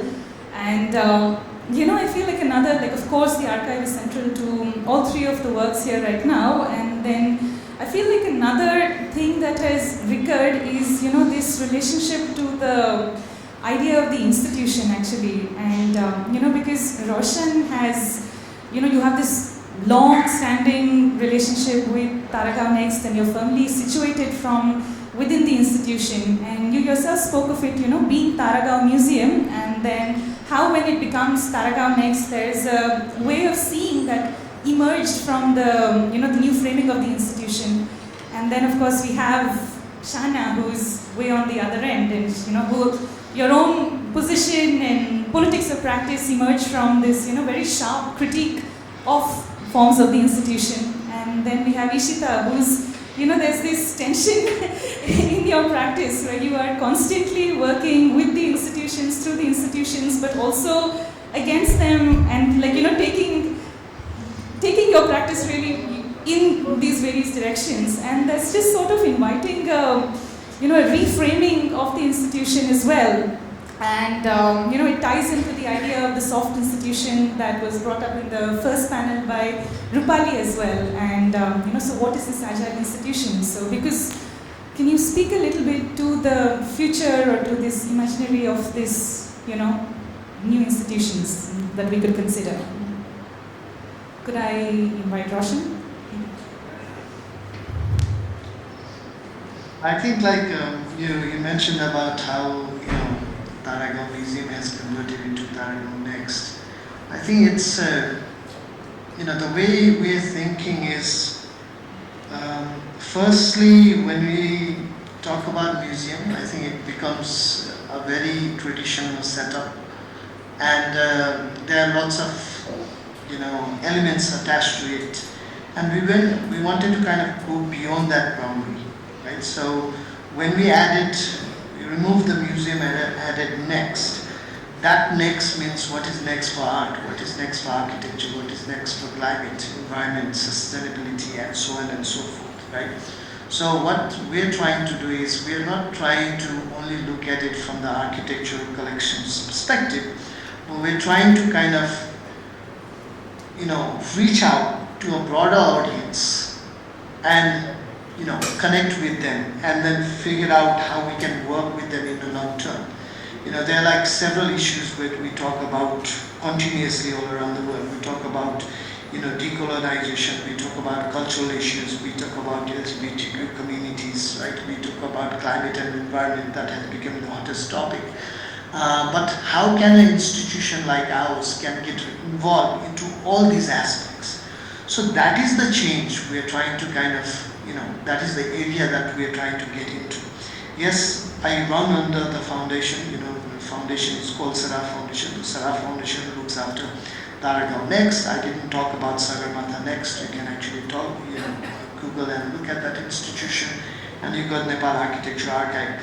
But all these three organizations, they also kind of complement each other. But also, we are looking our work, connecting with the community, the culture, and engage, that engagement part with the people in a continuous manner. So I think that is the important part that has become, and I think that is how we want to evolve, and obviously we see it in a different way for Taragon Next, we see it in a different way for Nepal Architecture Archive, and we see it in a different way for the other institutions we have under the foundation. But the whole idea is to kind of, how can we make the institution adaptable for each communities or each group of people, and how can we tackle with the issues that we have in the world. I know that we cannot do everything, but that is an effort we are trying to make. Thanks, Roshan. Ishita? I will just say guilty as charged. That's a good observation for sure. That yes, there's been a tension. One of the cliche way to put it is that history seems to survive in this tension at the moment, the way I see it. That it needs institution or any form of knowledge, not just history. It needs institution, it needs framing, it needs a place where it can grow, but it is actually lying in the grassroots. And I think that's the tension that I embody, and so does perhaps the work that we do. If I was to talk about future of institutions, still figuring out, but one is interested in institutions which are micro, and I'm not using it as an extension of the fact that we're working with micro histories, but even when we were setting up CEPT Archive, we had this conversation that when we said that we're building an archive for an architectural archive for the first time in India, there was no such promise that it has to be for all of India. And exactly so, that there is still no Northeast India in it. There is very little Southern India in CEPT Archives. And so I'm saying it in reflection of the institutions that I've worked with or I've set up, that it is not possible for an institution to encompass or be true to what India, and if you want to see India as a very diverse cultural place to sort of embody into an institution. So can we think about many micro institutions? And this connects back to whose custodianship then it is. Because then it is people's responsibility, people run it, it's for them, by them. Now I'm getting into the constitution, but sure.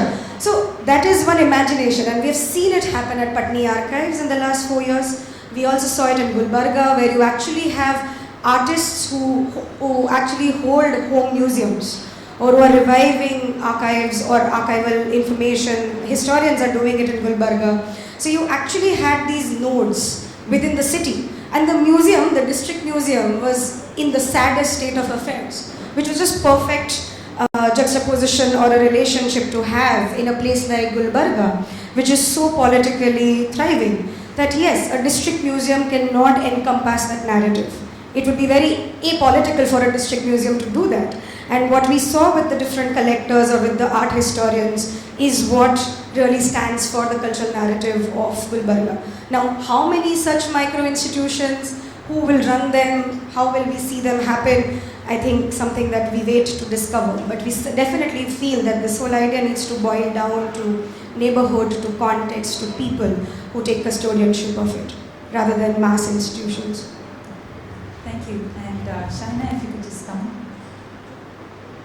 Yeah, I'd just like to echo and mirror what Ishita just said about yeah, it's really it's the tension and the relationship between the institution and the outside that I guess both are necessary and needed, and both this tension really is, I think, what we need for the future to really drive and shape and form institutions to serve our needs best. I think with this, alongside all of the critique that we do about the contemporary university and the art school in Pakistan, we're also really, of course, cognizant of this really incredible generation, especially of women artists in Pakistan, who have founded these art schools and universities and spaces. People like Salima Hashmi and Nazir Shataullah and Raya Qazi, who have really who made it possible for so many people to become artists. But then there is also something about funding and the institutional structure that also sometimes changes and transforms the spirit of the work that you set out to do. And I think this is both true, of course, with art and educational spaces, but also really true in activist spaces where, the second USAID starts funding in money, it really fractures and breaks apart and again depoliticizes what organizations, the same organizations who had so far been doing such incredible work. And so I think just having seen all of these things play out, especially over the 2010s, with Karachi Jamia at least we've been really wary and cognizant of not wanting to become a big thing or not wanting to be large scale, where, this moment where festivals and biennale, things are just the scale of things is really growing. It's also forcing us and institutions to really be oh, how do we still work small scale? And, maybe it's great to reach 1,000 people, but maybe it's also okay to have a conversation with 10 people, and those are the 10 people that you might have long-term relationships with anyways. And so we've been, the funding and institutions is definitely a very, very fraught issue. I don't know what the future looks like. It's feeling a bit grim in Pakistan. Thanks, Shana. And I just wanted to, once again, look at, because this is about cultural assertions, and you're looking at engaging with culture, all of you, through the axis of community, and just coming back once again to the last frame of Ishita's presentation, where she asks, can we affect collective wellness, and just thinking of all of the sites that all of you continuously work with, these very fragile, often fragile sites. So you have the contested heritage sites in the case of Ishita, or Roshan's work dealing with these disappearing villages, or Karachi Jamia looking at these sites of dispossession. And of course, you look at these as collective practices. All of your practices is producing these collective practices of care. And there is the archive, of course. So there is preservation, yes, certainly, and also preservation as resistance, but something larger than that, something that is actually built and generated from these practices as forms of repair. So I'm just wondering if you could speak of your work or speak to your work as a practice of repair. Ishita? Yeah, actually, built spaces have been repaired, or most of the archives are usually built in repurposed buildings. Nobody gives us new land and new building to make. But that's the joy that the old house or the old college canteen or any other space sort of gets repaired. Suddenly we see value in it, and they work from the standards of archive building, or you make them work, to the fact that they have been built with better quality and hence they might survive compared to any new building that we might make. to the smallest element in the case of Patni Archives, so many, or even other exhibitions where the pataras or the trunks or any of the documents, of course, they need to be repaired, right? So there's a lot of conservation there. So not necessarily repair as in build repair or building repair, but then just repair. Yes, I'm coming to that. I understood that, but I just wanted to start with the physical idea of repair. Just to come to the intangible aspect of the trauma that gets, I can't say it gets healed, but perhaps gets processed.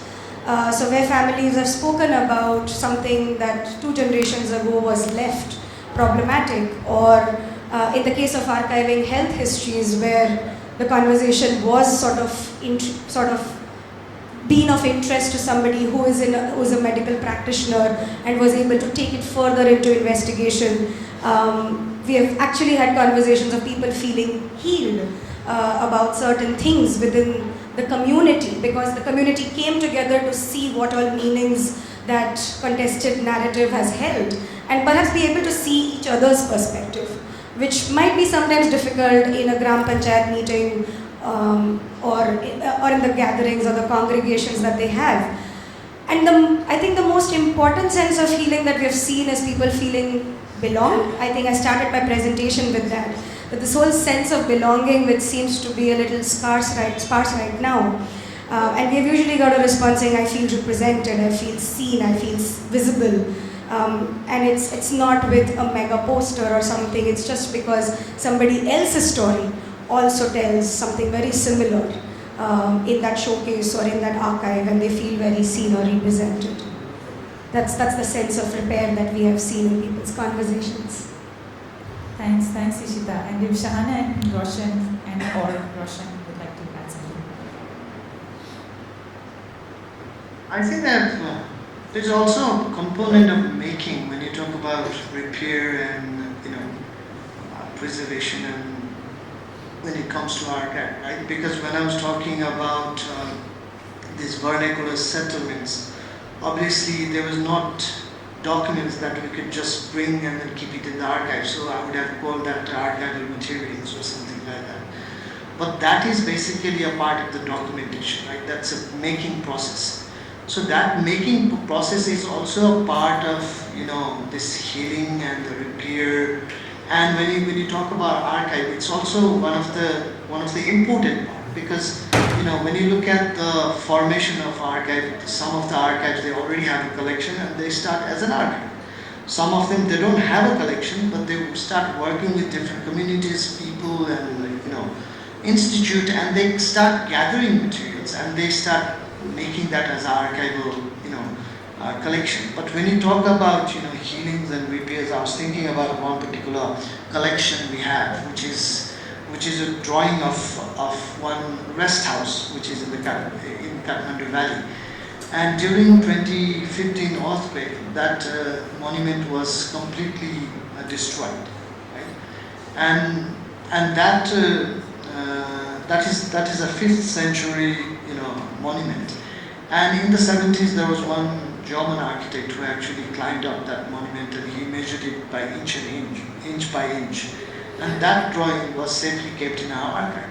So, when the whole country didn't know how to kind of handle that situation, how to rebuild that, the rest house, because there was no blueprint, nobody had any drawings. And this was only done by one German architect, and it was within the archive. So we worked with the Department of Archaeology, we worked with the local community, and based on that drawing, the new rest house is created. So I think, when you think about what happens, how these materials are collected, how they are preserved, right, and how they can function in the future is quite interesting. And when you talk about, repair and healing, I think that is one of the best examples for me, like when I talk about the archival materials in Kathmandu. And after 2015 earthquake, our archival material has become even more important, because lots of different communities, they have started approaching us. Do we have this material? Do we have this monument? Do we have anything written about this particular community? Right? So I think that is quite interesting to see how that will evolve, and how archive an organization like us can actually help the community. Thanks, Roshan. I can also say something. Yes, thank you for asking all these really great questions and important ones. I think with us, as we started to think about pedagogy as something that's really deeply shaped by and in connection with ongoing struggles in the city, I think an output from that, or a byproduct of that almost, was that we also started learning from that pedagogy so many practices of repair, practices of relation, and just really learning all the ways of reorienting our relationship to land in the city, which can then also function as, I guess, what you're referring to as these acts and gestures of repair. And just kind of a small example to give around that is, I think, in the first, as for instance in the Gadab sessions when we were documenting the dispossession and devastation of this real estate development across this entire really large neighborhood. And this is a project that began, I think, in the 2013 and still continues. It's ongoing, the expansion of this real estate project. So its size is vast, and just its scale is unimaginable. And of course, in doing that work, you're constantly witnessing so much violence and just really seeing the ways in which, as a visual artist, constantly visuality and your medium is being used to inflict immense violence in the public domain, and also just feeling really like there's a cynicism and hopelessness that really sets in when you go so long seeing things unfold, but then always in our experience, alongside all of this really difficult work that's happening, we're also constantly learning of the ways in which people continue to create worlds of abundance amidst annihilation, amidst erasure, and people continue to find beauty, people continue to use representation and visuality for their own purposes. For instance, there's this project that I've been working on for the past couple of years with the fisherfolk community from the Indus Delta. And the Indus Delta has been almost entirely depleted. All families and communities have been forced to leave. And the delta is literally being swallowed by the sea and disappearing because of dam infrastructure. And even amidst this really horrible, this really, really difficult circumstance, these fisher communities who moved to Karachi have this really incredible practice of painting murals of their homelands. And so in their neighborhood, you'll find all of these large-scale murals of the sea, their creeks, their villages that are no more, all the shrines that you find in the delta. And so you also are constantly seeing the ways in which people continue to use representation, for instance, to protect, to invoke, to animate, to enliven endangered worlds. And I feel like those then really inform both me and Zara's work about how to think about the future and how to think about repair and how to not let despair take over. Thanks, Shahina. That was lovely. Okay, I'm going to invite some quick comments from the audience. I think Vajanti has one. Thanks everyone for a super rich set of conversations. I want to talk, make a few observations. I think first, Ishita, your point about whether archiving as a practice is really crisis driven or generative? I mean, I don't think it's an opposition, but it is both, right? Because the minute you put something away in a particular way, then you're also inviting it to have a future. And then the second thing that I feel needs to be said is there's a lot of conversation also around the empirical material itself, and the archive is kind of repository, etc. But what to me ties all of your presentations together, in my mind, is what it says about the context in which you are operating, each of you. So Ishita, your kind of project is enabled by the fact that there is a certain kind of populism that is part of this political culture in India, that can find ways of expressing, different ways of expressing the invisible histories, so to speak. And then in your case, Shahana, in the Karachi Lajamia's work, it's clearly the work that you're doing itself, how you are framing the archive, that itself says, if someone could talk just about the process, not about what who the communities or those details, just talking about the process itself reveals so much about the context or the culture that is underlying those possibilities or impossibilities. And then I think with Roshan, I'm very struck with the fact that there is even in the whole narrative of the archive, there is the presence of all of these kinds of foreign foreign powers, as it were, that are framing the architectural narrative, and in sort of moving from the museum to the next, you're also sort of breaking that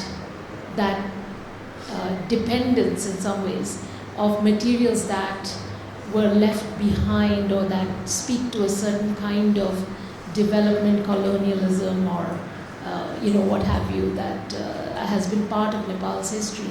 So for me, I think that is also like a very revealing, the process, the how of the materials, how the materials come to be in the archive, how they come to be seen as part of the archive and so forth, is as important, I think, as the stories themselves, because people might pull out very specific stories as and when they need them, but just in terms of the larger trajectory of the practice is, I think it's very, very interesting.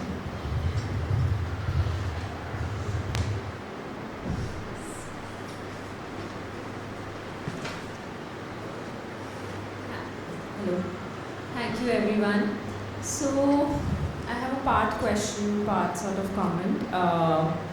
One is that archiving is as much as about inclusion as it is also about exclusion. When you're deciding what to archive, you're also making that decision of what not to archive.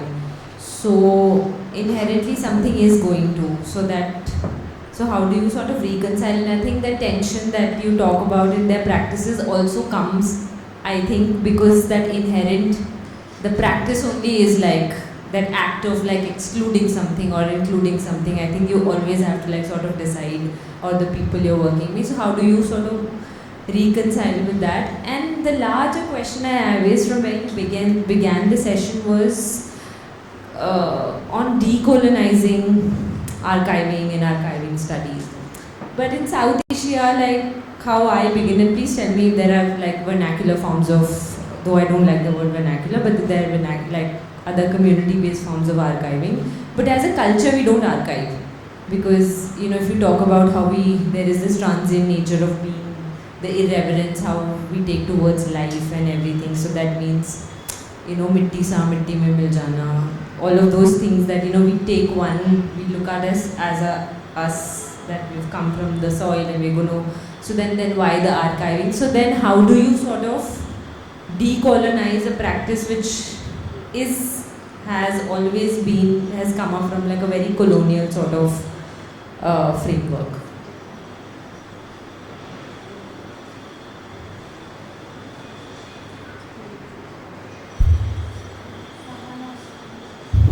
Sahana, Roshan, anyone of you wants to go first?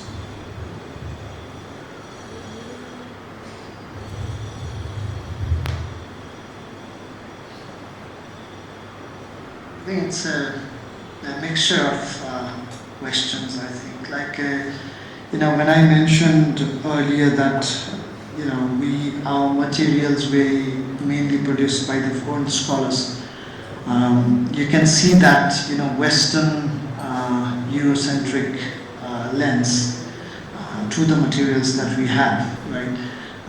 But of course, they've been talking about Nepali history, culture. They have documented whatever they could have.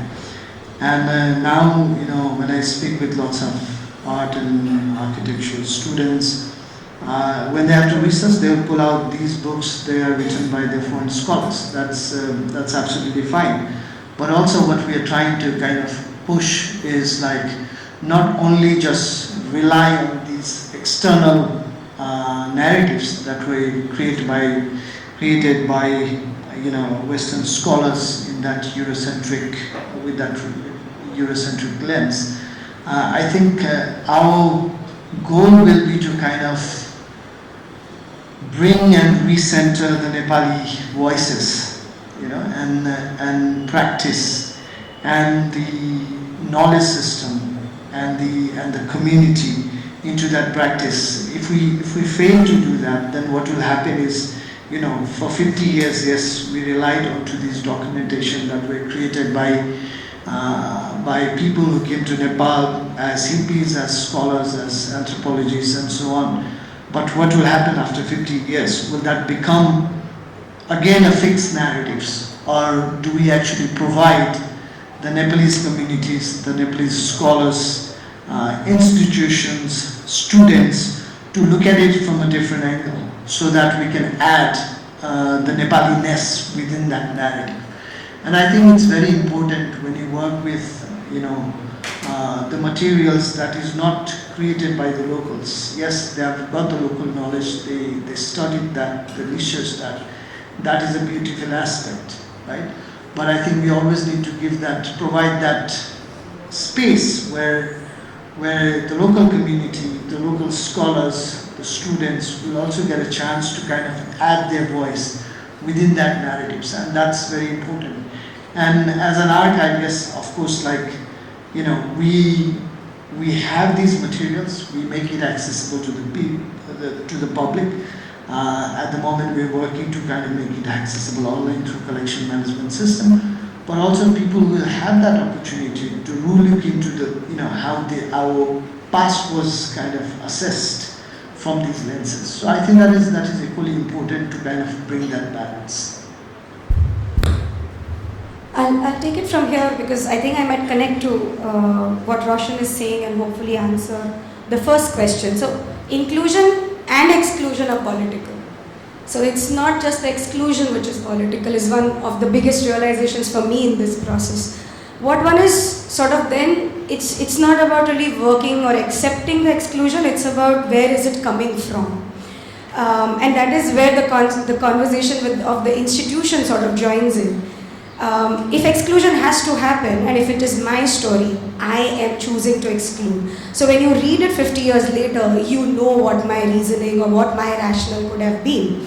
Rather than an institution or an authority or a historian or a knowledge producer with a power structure sort of chooses to write one side of the story.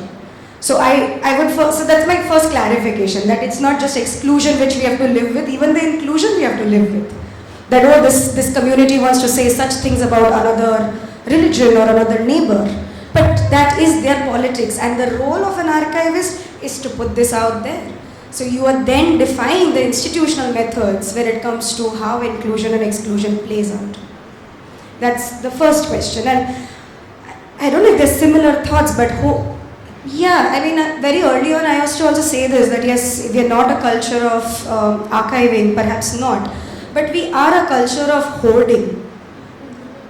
And this is coming from a recent trauma of having moved houses for my parents.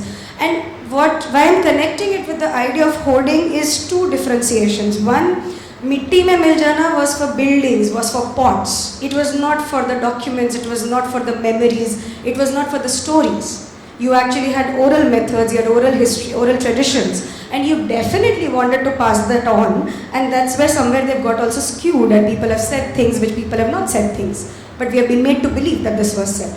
So over there you're bringing in archiving as new forms of testament, new forms of memory making.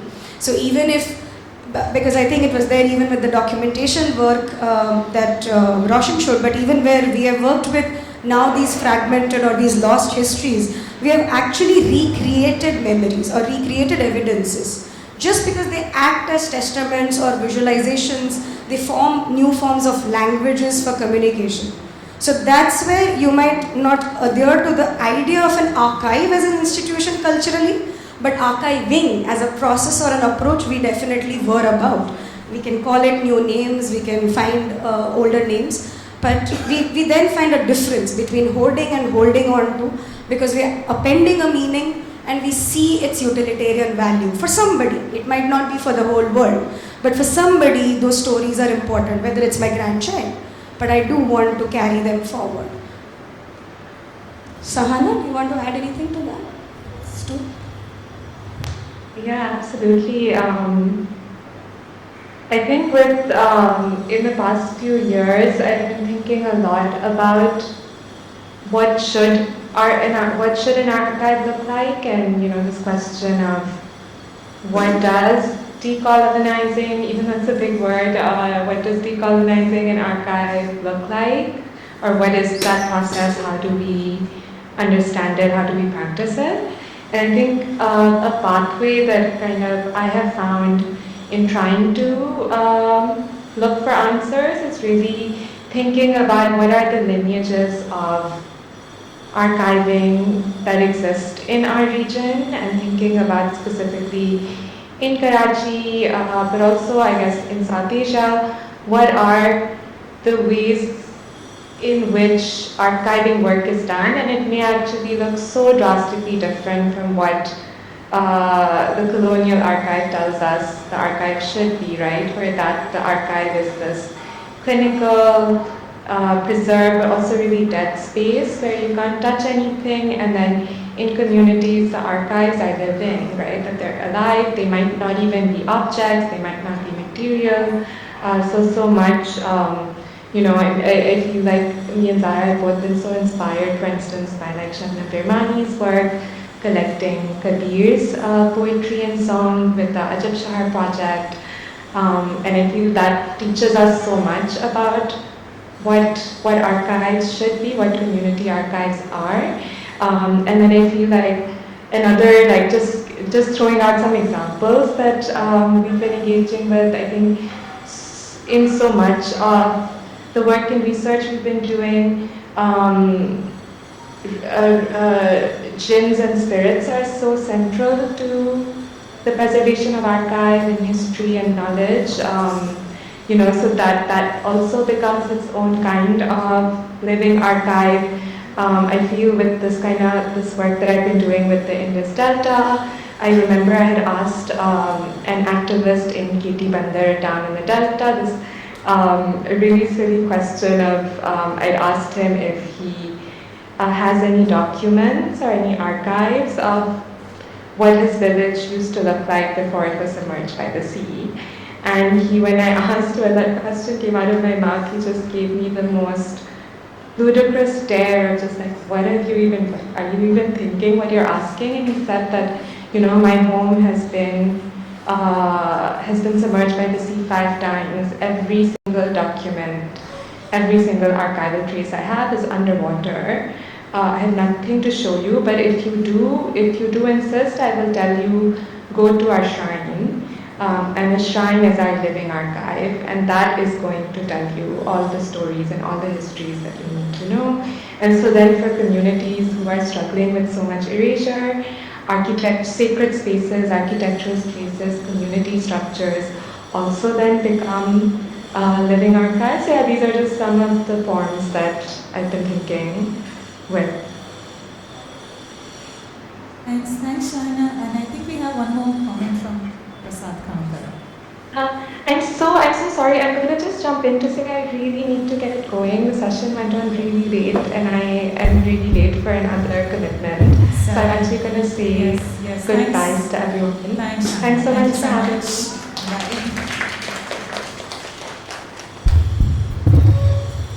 Hi. Thanks so much for this presentation. I mean, I had a quick question, which is, if one is to think about the archive, down the line, say 30, 40 years down the line, as this,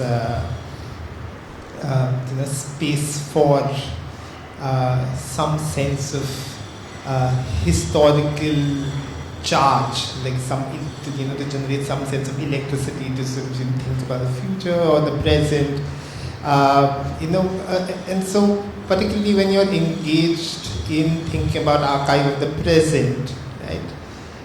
What are in some sense the spatial and temporal coordinates that you think about when you engage in a project of archive? And I mean in the sense of a lot of the work seems to be about sort of holding on to something that seems to be escaping, like a sense of loss. Right? But beyond that, right, what are the sort of the treasures, or in some sense maybe conceptual treasures, like spatial coordinates, like that get held on to or sort of archived in that process of doing so, beyond just thinking, beyond, I mean, the sense of loss. There are two things which are coming to my mind. So one, if I was to hinge back onto the archiving process to create biome publication, was very, very interesting process in itself, because there was no loss there. They have built over 700 projects in 3 decades, and I think at least 60-70% of them are standing right there, and they're continuing as a practice.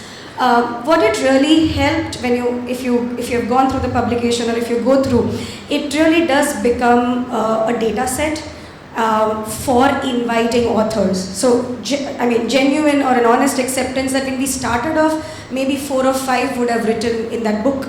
But the fact that we created an archive, it sort of opened up this relationship where we have authors who are clients, who are contractors, who are office managers, who are working with UI, UX and interactivity scholarship in Denmark, versus somebody is talking about future of sustainable kitchens, and they could all sort of look at the archive as a recipe, as ingredients. And particular essay that I'm talking about is by, oh my god, I'm forgetting the name, but ex-Acharya, basically, I forget the name. So he basically looks at electro in biome, and he's able to actually use the archive to look at the data set of the 3 decades to see how electro has evolved technologically in India, and how that has affected mud construction, building homes, and how the systems have gone from inside out, outside in, and sort of become such an integral part of making biome homes.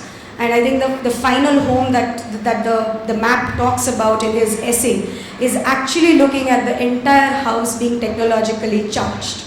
And there is no reason why mud architecture or the alternative architecture needs to be seen any less than what real estate offers us. The second example is the whole idea of data visualization, which digital humanists are working with. So they're constantly, of course, with the risk of where all will this go, but they're able to use these data sets. So with Women of Vastukala Archive, we actually have a map which shows you what all we have covered as a data set, and to be able to see what we have missed in terms of language, or in terms of geography, in terms of voices of women practitioners. We also tried visualizing the oral histories through intangible aspects or aspect ratios, and challenged the digitalization tools or the visualization tools, because they have more quantitative approach, And can you actually bring in qualitative study of 21 oral histories, which is basically 21 into at least 6 hours of data? How do you study so much of qualitative data? So then archive is becoming a tool to sort of break open these relationships, whether it's city and its architect, or whether it is an ecological practice and its architect, so on and so forth. And there are these platforms where you start collaborating, or professions that you collaborate with, to build the time and the space relationship to study and use an archive in real time. And there are, of course, examples of archives of recent times being used for urban development projects, or at least urban development discussions, particularly in Bangalore, to talk about the water, the flooding, and they're all real-time archiving maps to be able to show where the water issues are and what's causing the flooding. Roshan?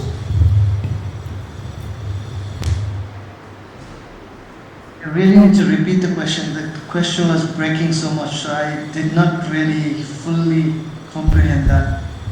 No, I was just asking what are the beyond the sense of documenting the present with a sense of urgency that something is being erased. Are there certain spatial and temporal registers or conceptual ideas that the work is trying to open up in that sense, right? It's still breaking a little bit, so I could not. Should I try? Am I audible clearly, Roshan? You are more audible, yeah. Yeah, it's a question about the spatial, the temporal references or coordinates of an archive beyond the idea of loss. I mean, in the present and the future of an archive and its implications into the work we might be doing. So you're talking about the loss that has occurred in the past. Beyond the loss, how is the archive being utilitarian to the present, to the future, in terms of more active practices of? I think I touched upon that previously as well. I think like when you look at the archival materials, right, they are like chunk of materials never been explored, never been interpreted, right? And when it comes to the repository like us, right, I think the first step for us will be to kind of look at those materials and try to kind of find what we can connect it in the past. So obviously these materials are created in one particular time frame, and then to create a context, I think we need to kind of assess what was happening in the past and what we try to achieve in the future as well. I think that is a part of the research part, which is the future part. But I think like when you have the materials and then when you try to kind of assess these materials, normally what we do is like with the materials we have, because obviously like our materials are less than 60-70 years old, and we always find something that we can connect it with the past, and we try to bring those into context and then bring that as a part of that collection, so that the researchers and the future generation will get a chance to reinterpret that. So what is happening with our archival practice at Nepal Architecture Archive is we basically try to connect the missing dots, but we don't really kind of reinterpret that for our audience or for our researchers. We leave that for people, students, and whoever are interested to reinterpret that in their own way.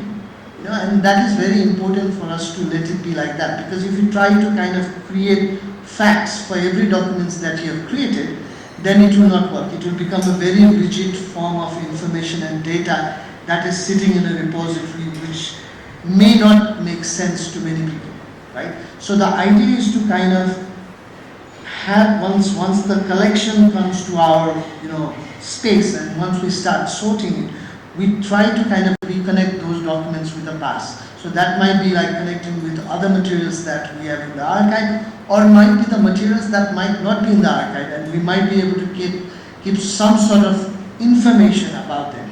And that's what we normally do, because we as a repository, what we have done since the beginning is we have never tried to reinterpret our own materials. We have always left other people, researchers, students and scholars to reinterpret that. And that's how we probably mostly leave it like that as well, for a long time. Does that answer your question? Yes. Are there any other very quick comments to this?